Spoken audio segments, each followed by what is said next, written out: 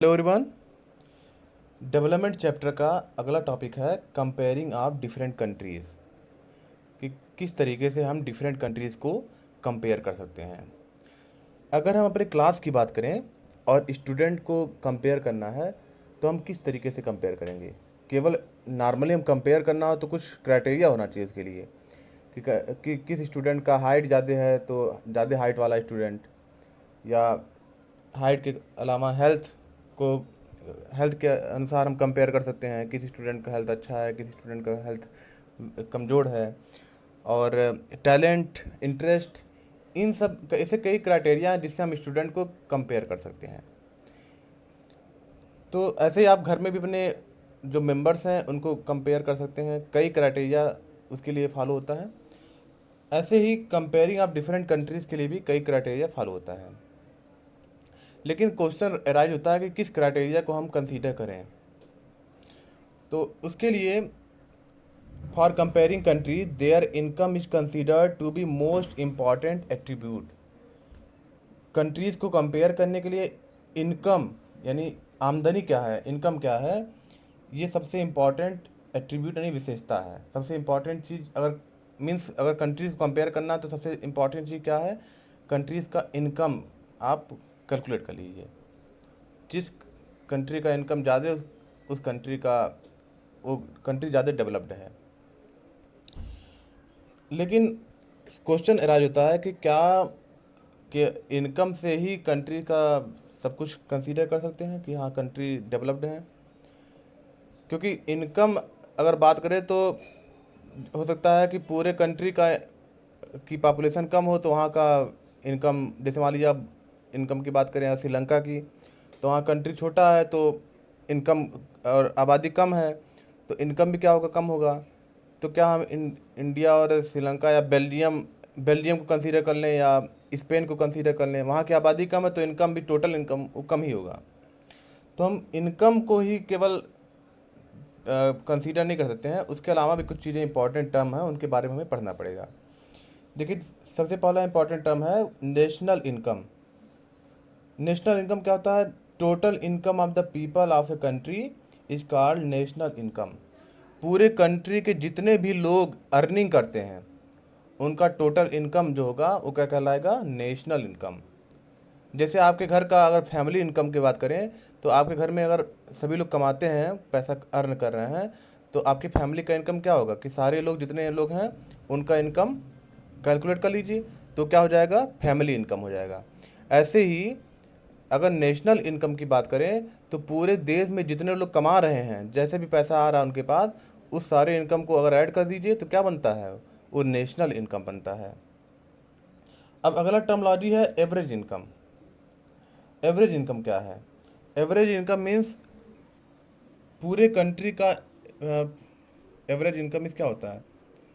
Average income जैसे आपकी family में का एवरेज इनकम निकालना है तो आप क्या करेंगे, पूरी फैमिली का टोटल इनकम कितना है पहले वो निकाल लेंगे।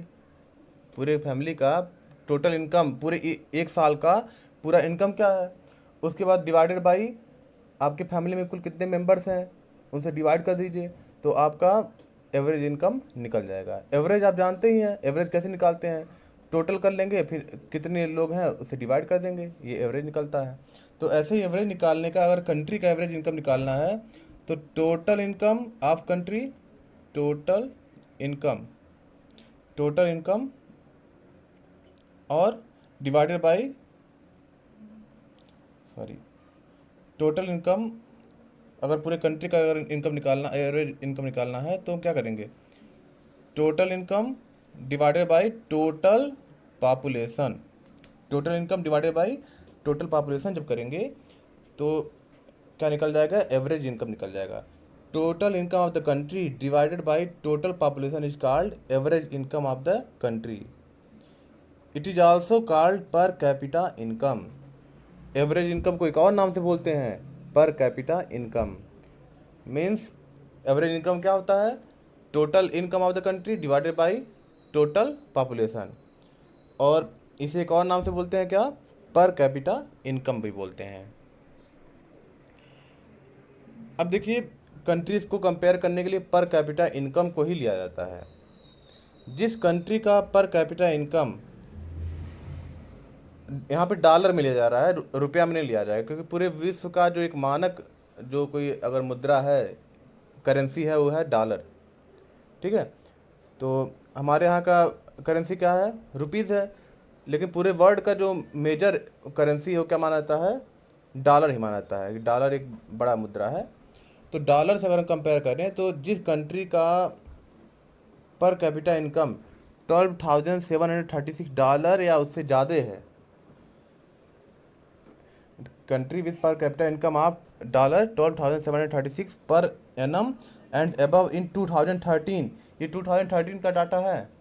2013 में जिस कंट्री का पर कैपिटा इनकम $12,736 या उससे ज़्यादा है, उस कंट्री को हम बोल सकते हैं रिच कंट्रीज। और जिस कंट्रीज का इनकम $1,045 से के बराबर या उससे कम है, उन्हें बोल सकते हैं लेस इनकम या पुअर कंट्री बोल सकते हैं। अब इंडिया की बात करते हैं। India comes in category of low middle income country. India किस में आता है, लो मिडल इनकम कंट्री में आता है। क्यों? क्योंकि बिकॉज इट्स पर capita income is $1,570 per annum. India का पर कैपिटा इनकम क्या है, केवल $1,570 पर एनम है, बहुत कम है। यानी ये पुअर कंट्री के से थोड़ा सा ऊपर है। Rich countries are generally called developed country. Rich countries को जनरली क्या बोलते हैं, डेवलप्ड कंट्री कहते हैं। अब देखिए limitation of average income. Average income को हम लोगों ने क्या किया, कंसीडर किया कि कंट्री को रिच या पुअर बोलने के लिए क्या कंसीडर किया कि हाँ, जिस कंट्री का एवरेज पर कैपिटा इनकम ज़्यादा है वो कंट्री क्या है, रिच है, और जिस कंट्री का पर कैपिटा इनकम कम है वो क्या है, पुअर है। लेकिन while average income is useful for comparison, comparison के लिए एवरेज इनकम यूजफुल तो है, but it does not tell us the income is distributed, how is income is distributed among people. ये लेकिन ये नहीं बता पाता है कि किस तरीके से इनकम डिस्ट्रीब्यूट है। जैसे यहाँ पे दो कंट्रीज़ का टेबल दिया गया है। टेबल में देखिए कंट्री ए और कंट्री बी दिया गया है। अब यहाँ कंट्री ए में देखिए 5 पीपल का लिया गया है, 5 सिटीजन को, 5 सिटीजन का मंथली इनकम लिया गया है। कंट्री ए में पहले सिटीजन का इनकम है 9500, दूसरे सिटीजन का इनकम है 10,000, तीसरे वाले सिटीजन का 9,800, और फोर्थ वाले का 10,000 और फिफ्थ वाले का 10,200। तो इस तरीके से अगर आप एवरेज निकालेंगे, कुछ समथिंग एवरेज आएगा। एवरेज कैसे निकालेंगे, टोटल आप ऐड कर लीजिए, टोटल इनकम जितना भी इनकम है उसको ऐड कर लीजिए, और इनकम को ऐड करने के बाद पॉपुलेशन यानी 5 लोग हैं तो 5 से डिवाइड कर दीजिए तो एवरेज आएगा। ऐसे ही कंट्री बी का आप एवरेज निकालिए। इसमें कितना है, फर्स्ट सिटीजन का है 500, दूसरे का भी 500, तीसरे का भी 500, तीसरे फोर्थ का भी 500। मीन्स आप देख रहे हैं कि इसमें अधिकतर लोग का इनकम बहुत कम है, केवल 500 है। केवल एक इंसान का, एक सिटीजन का 48,000 है। तो अगर आप दो इसका भी एवरेज निकालिए तो आप देखेंगे कंट्री ए और बी का एवरेज दोनों का बराबर है, दोनों का एवरेज क्या है, नियरली मतलब इक्वल है। लेकिन कंट्री ए में क्या है, इनकम इक्वली डिस्ट्रीब्यूटेड है, 9,000, 10,000, 9,000, 10,000 इस तरीके से इक्वली डिस्ट्रीब्यूटेड है। लेकिन कंट्री बी में क्या है, सारा जो इनकम है वो केवल सिटीजन फिफ्थ के पास है, और फर्स्ट सेकंड थर्ड फोर्थ जो सिटीजन है उनके पास उनका जो पर कैपिटा इनकम बहुत कम है। यानी हम कह सकते हैं कि एवरेज निकालने से, जैसे मान लीजिए कहीं का भी एवरेज निकालना है तो एवरेज हमेशा बड़े वाले वैल्यू को ज़्यादा लेता है। ठीक है। तो छोटे वाले यहाँ पे एवरेज ऑलवेज हाइड डिस्पैरिटीज़, विषमताओं को छिपाता है एवरेज। ठीक है। तो जैसे मान लीजिए आपके क्लास में स्टूडेंट हैं, अगर ज़्यादा हाइट वाले स्टूडेंट मान लीजिए 2-3 लोग हैं और कम हाइट वाले कुछ हैं, तो ज़्यादा हाइट वाले क्या करेंगे, उस कम हाइट वाले का एवरेज बढ़ा देंगे, टोटल एवरेज बात करेंगे तो ऐसे ही जो यहाँ फिफ्थ सिटीजन है इसका इसका इनकम बहुत ज़्यादा होने की वजह से अगर एवरेज निकालेंगे तो पूरे कंट्री बी का इनकम बहुत ज़्यादा है, एवरेज इनकम ज़्यादा है। लेकिन सही मायने अगर देखा जाए तो यहाँ का जो एवरेज सिटीजन का इनकम देखा है तो बहुत कम है, तो हम ये कह सकते हैं कि एवरेज इनकम हाइड डिस्पैरिटीज़, मतलब विषमताओं को छिपाता है। तो यहाँ पे देखिए, रिच और पुअर जिस कंट्री में इक्वली डिस्ट्रीब्यूटेड है तो वहाँ पे लोग एक सामंजस्य के साथ रहते हैं, जबकि जहाँ पर रिच पुअर ज़्यादा हैं, रिच कम है, या रिच मतलब कुछ लोग हैं, तो वहाँ पे क्या होता है, डिस्पैरिटी देखिए, सारे संसाधनों का यूज रिच ही करते हैं। तो यहाँ पे हम जो क्वेश्चन अराइज होता है, क्वेश्चन पहला अराइज होता है कि हाउ डिफरेंट कंट्रीज, पहला क्वेश्चन अराइज होता है कि how different countries can be compare. तो इसके लिए आप आंसर लिखेंगे, different for comparing different countries income is considered to be the most important attribute.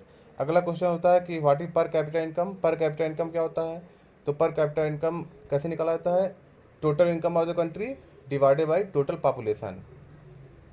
फिर क्वेश्चन आता है कि रिच कंट्री किसे कहते हैं। 2013 के डाटा के अनुसार, वर्ल्ड बैंक के डाटा के अनुसार, जिस कंट्री का पर कैपिटा इनकम $12,736 पर एनम या उससे ज़्यादा है उन्हें रिच कंट्री कहेंगे। इंडिया किस कंट्री में आता है, लो मिडिल क्लास, लो मिडल इनकम वाली कंट्री में आता है। पुअर कंट्री किसे कहेंगे, जो जिस कंट्री का इनकम पर कैपिटा इनकम $1,045 या उससे कम है, उसे कहेंगे पुअर कंट्री। देखिए सारे डाटा जो दिए गए हैं 2013 के हैं। ये क्वेश्चन बहुत बार पूछा गया है कि limitation of average income, comparison करने के लिए limitation of average income. Average income की कमी क्या है, एवरेज इनकम की कमी ये है कि इट हाइड डिस्पैरिटीज़, ये विषमताओं को छिपाता है।